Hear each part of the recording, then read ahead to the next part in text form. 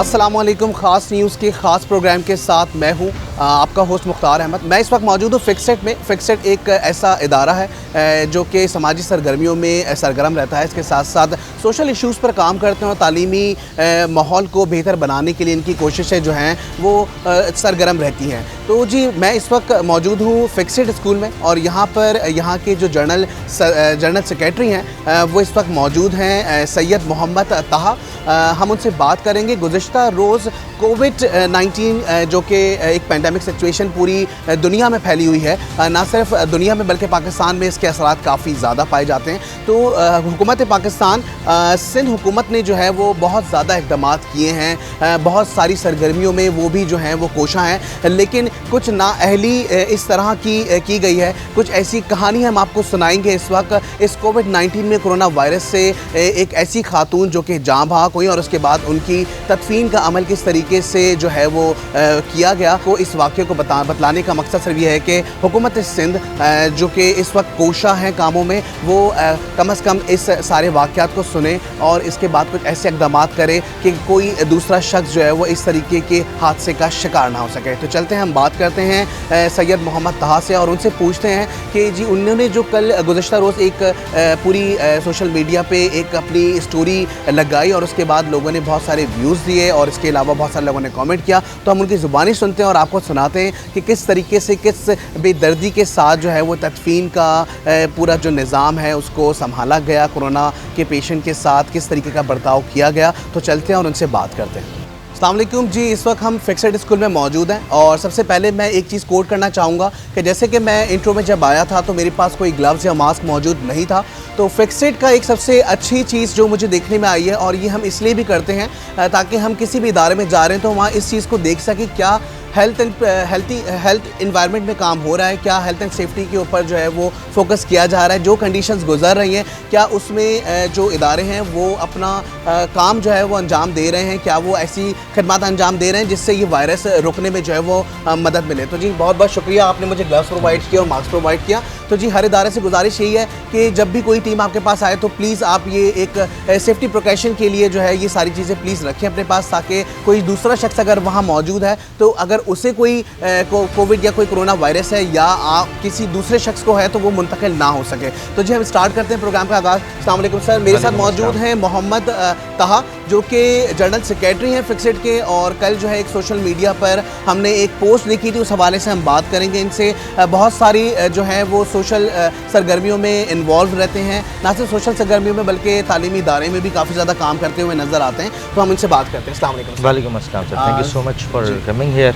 Okay sir, मुझे ये बताइएगा, कल हमने आपकी पोस्ट देखी, बहुत गम के साथ बहुत अफसोस के साथ हमें ये कहना पड़ता है कि हुकूमती इदारे जो इस वक्त हमारे ऊपर जो इख्तिदार में मौजूद हैं, जिनके पास जो है सारे इख्तिदार के साथ साथ उनके पास ज़िम्मेदारियां हैं, तो क्या वो ज़िम्मेदारियां पूरी तरीके से निभा रहे हैं या नहीं निभा रहे। लेकिन उससे पहले हम अपने व्यूवर्स को एक वाक़या सुनाना चाहेंगे जो कि सोशल मीडिया पर भी जो है वो आ चुका है। कुछ एविडेंस मुझे चाहिए, तो कुछ सवालात भी होंगे। तो सर आप शुरू कीजिएगा, मुझे बताइएगा कि ये हादसा कैसे कब पेश आया। ये बेसिकली मेरे एक दोस्त हैं, उनकी सास के साथ हुआ है। सबसे पहले मेरे दोस्त के साले को हुआ था और वो और उनकी वालदा एक ही घर में ही रहते, तो डेफिनेटली उनके बेटे से उनकी वालदा को भी लग गया। वालदा की उम्र ज़्यादा थी, ताब ना ला सकी, डाव अस्पताल में एडमिट थी, और क्योंकि बेटा ख़ुद भी जो है उनका आइसोलेशन में था, उसको भी कोरोना था, तो दामाद जो मेरा दोस्त है आइसोलेशन में वो घर पे था लड़का, और माँ अस्पताल में थी, और जो मेरा दोस्त था वो डाव हॉस्पिटल में, जो उनका दामाद है वो उस डाव हॉस्पिटल में बाहर एज अटेंडेंट बैठा हुआ था। ये काफ़ी दिनों से बीमार थे, एक हफ़्ते से, और आखिर में ताब नहीं लाया, इंतकाल हो गया, ठीक है। लेकिन इंतकाल के बाद जब वो वहाँ बैठा हुआ है तो अस्पताल की जिम्मेदारी थी कि बताए बाहर अटेंडेंट को कि इनका इंतकाल हो चुका है। अस्पताल ने ऐसा कुछ नहीं किया, ना ये बताया कि उनका गुस्ल कैसे हुआ, ना ये बताया गया कि उनके बाकी मामलात क्या हैं, और ना उनको किसी वुडन कोफिन में बंद किया गया। उनको एक थैली के अंदर पैक करके अचानक जब पुलिस उस कमरे से लेके डेड बॉडी को बाहर निकलती तो मेरा दोस्त दरवाजे खटखटाता है गाड़ियों के।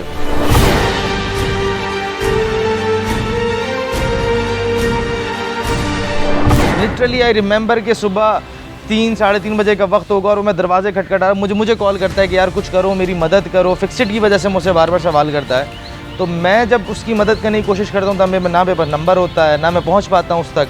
तो वो फिर अपने दाव के ओजा कैंपस में, ये ओजा कैंपस वालों की हरकत है कि उन्होंने उस डेड बॉडी को पुलिस के हवाले एक थैली में बंद करके ले गए, और जो अटेंडेंट बाहर बैठा हुआ है उस अटेंडेंट को ही नहीं बताया कि डेड बॉडी कहाँ जा रही है, नमाज जनाजे का क्या तरीका है, बस ले गए और दफनाने जा रहे हैं। SOPs तो बना दिए गए थे और 5 जो है वो कब्रिस्तान वैसी मख्तस किए गए। सर इस वक्त सिंध गवर्नमेंट के जितने SOPs हैं ना, मैं तो लास्ट वीडियो में भी बोला कि उनके एजुकेशन के मामला छोड़ दें, उनके तजारती मामला छोड़ दें, जो रोडें वो बंद कर रहे हैं कि मेन रोड बंद करके पीछे गली से निकल जाओ, सारे ड्रामे छोड़ दें। जो इस वक्त मेन मुद्दा है वो ये कोरोना था, उसके ऊपर अस्पताल के निज़ाम हो या फिर ये डेड बॉडीज़ के हवाले से SOPs हों।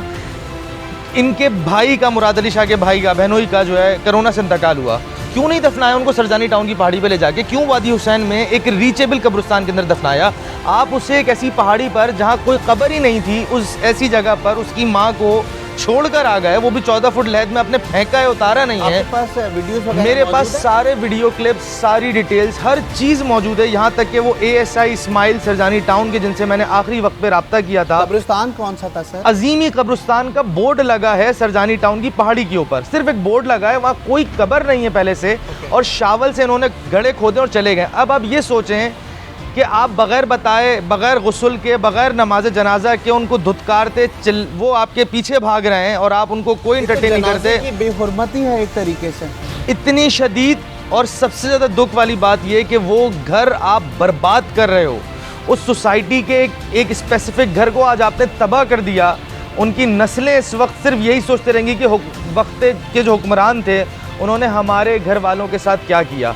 और उधर गोरकन नहीं था, स्लेब नहीं था, इन्होंने पत्थर रखे हैं पहले लहद के अंदर, और पत्थर रख के लहद को ऊंचा किया है, फिर उसके बाद डेड बॉडी रखी है, मैयत रखी है। और नमाज जनाजा भी, जब मैंने अपने दोस्त को बोला कि कुछ नहीं हो सकता, नेट के थ्रू सारा निकालो तरीक़ेकार, नमाज जनाजा अदा करो, तो उन्होंने वहाँ पे खड़े खड़े 2 लोगों ने नमाज जनाजा अदा की है। क्या ज़रूरत थी सब करने की? मेयर कराची ने ये बात कही थी कि जी SOPs जो बनाए गए हैं उसमें हम इन्फॉर्म करेंगे, और अजीज़ जो आपके करीबी अजीज़ है, कोई भी 2 शख्स वहाँ पे शिरकत कर सकते हैं। देखिए नमाज जनाजा जो है वो जो है कब्रिस्तान में ही अदा किया जाएगा। ठीक है, मेयर कराची ने जो भी कुछ बोला था वो अजीमी कब्रिस्तान के लिए बोला था। कि मैंने सुना है कि उन्होंने अजीमी कब्रिस्तान और 2 कब्रिस्तान का नाम अनाउंस किया है, लेकिन मैं बात कर रहा हूँ उन SOPs की। ऐसे तो बोला गया था कि जो नमाज जो मैयत होगी वो ताबूत में लेके जाई जाएगी, उसका गुस्ल का तरीक़ेकार बताया जाएगा।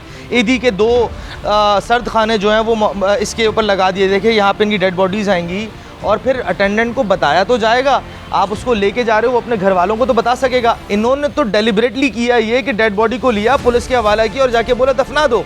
ये कौन सा तरीका है? ये कहाँ का SOP है? और वो जब आपकी गाड़ी के पीछे, आपकी एम्बुलेंस के पीछे भाग रहा है और आपको आवाज़ें लगा रहा है, तो आप उसको धुतकार रहे हो, और सुबह फजर के वक्त किसी पहाड़ पे ले जाके खड़ा कर देते हो और कहते हो कि यहाँ कब्र है।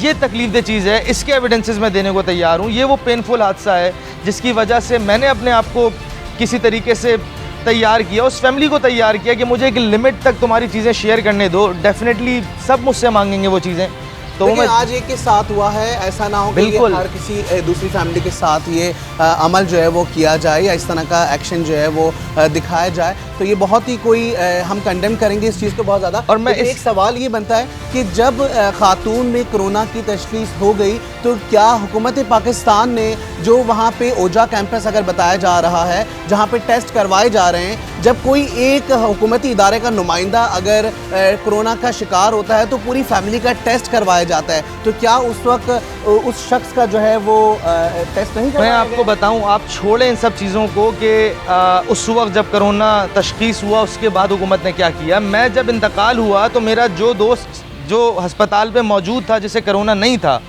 उसने अपने साले को घर से बुलाया जो आइसोलेशन में था, और अगले 8 घंटे तक वो 7 कब्र भरते रहे। वो एक ही गाड़ी में उस पुलिस वाले के पीछे भागते रहे। किसने मजबूर किया दोनों को साथ होने पर? वो तो घर पे आइसोलेशन में था, लेकिन दोनों को मजबूर किया हुकूमत के रवैये ने कि वो एक ही गाड़ी में उस मैयत की गाड़ी के पीछे भागते रहे। 6-7 घंटे उन्होंने साथ गुजारे। और आज जब मैं उसे बोलता हूँ कि तुम अपना टेस्ट करवाओ, तो वो नहीं टेस्ट करवाता। उसको गवर्नमेंट डिस्करेज कर चुकी है। जो कुछ उसने अपनी सास के साथ देखा है, अपनी माँ के साथ देखा है, उसके बाद अब वो कबूल नहीं कर सकता है सब चीज़ें कि मेरे साथ भी यही होगा। खौफ है उसके अंदर। तो हमने बड़ी मुश्किलों से उनको समझा कर, कह रहे हैं कि हमें डरना नहीं है, लड़ना है, तो वहाँ डराया जा रहा है। वहाँ उल्टा डराया जा रहा है लोगों को। ऐसे रेफरेंसेस और उनके जहन के ऊपर एक ऐसा टॉर्चर किया जा रहा है कि और किससे छुपे हुए वाक़यात हैं। वो एक शौहर चिल्ला रहा है ना बैठकर, कातिल कातिल कातिल, सिंध हुक्मरान कातिल। उसकी बीवी का कोरोना केस नेगेटिव आया था, 2 दिन तक इंटेंस पॉजिटिव केसेस के साथ उसे क्वारंटीन कर दिया गया, उसके बाद वो मर गई। क्या उसके ऊपर इंक्वायरी नहीं बनाएंगे? डॉक्टर फुरकान के ऊपर फ्रंट लाइन के थे, उनका कत्ल कर दिया गया। बहरहाल आप हर केस के ऊपर इस वक्त जितनी सिंध में हम बात हैं, इंक्वायरी बिठा लें, हर केस में इनकी नाअहली साबित होगी।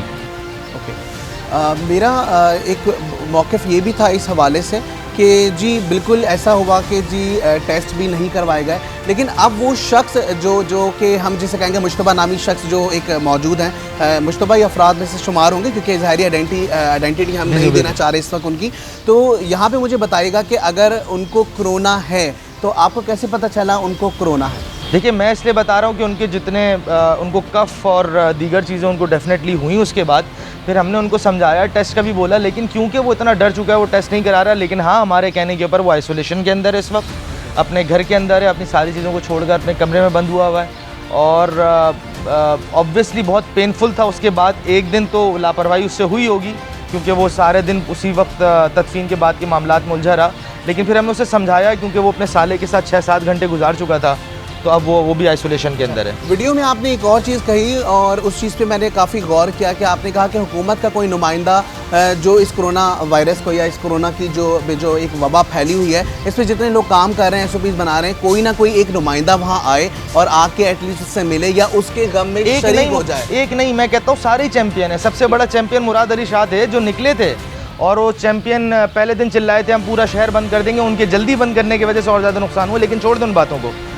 मैं उन्हीं से सवाल करता हूं कि आपके बहनोई का हुआ था, आपने सारा SOP खुद फॉलो किया है ना। इधर आके एक दफ़ा चेक कर लें।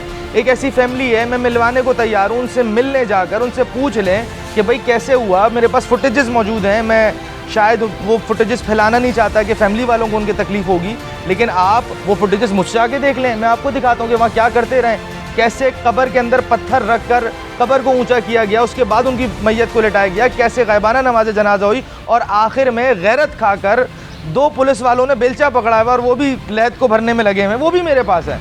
मैं हर चीज़ देने को तैयार हूँ, लेकिन अगर इनके अंदर इतनी गैरत होती तो ये गलतियाँ ही ना होती जिस नौयत की गलतियाँ। गलती ठीक है जी, गलती हुई या हो सकता है कि जी इन्फॉर्म नहीं किया गया हो, लेकिन सवाल ये बनता है कि अगर हुकूमत का कोई नुमाइंदा मिलना चाहे तो क्या वो मिल सकता है? क्योंकि वो तो ऑलरेडी आइसोलेशन में मौजूद हैं, वो कोरोना की वजह से वैसी डिस्टेंस का जो है वो ख्याल रखना बिल्कुल मिल सकता है। वो फ़ोन पे रब्ता करें उनसे, फ़ोन पे रब्ता करके हमारे पास आ जाएँ, हम उनको सारे एविडेंसेस देने को तैयार हैं। 14 दिन बाद उनके घर चले जाएँ, उनके घर जाके मुलाकात कर लें 14 दिन बाद, लेकिन रब्ता तो करें इस चीज़ के ऊपर। उनसे कोई इंक्वायरी तो बिठाएं। ओजा वालों के पास तो भेजा जा सकता है कि भाई ये जो बंदा बोल रहा है इसके केस के मुताबिक बताओ ज़रा, इसका इंतकाल के बाद आपने क्या प्रोसीजर फॉलो किया था, आपने इनकी कब्र कहाँ बनवाई। पुलिस का मैं नाम ले रहा हूँ, ASI इस्माइल थे। आखिरी जो तीसरा थाना था वो सरजानी टाउन थाना था, ASI इस्माइल थे जिनसे मैंने रब्ता किया। मैं नाम ले रहा हूँ, उसका पूछ लें जाकर।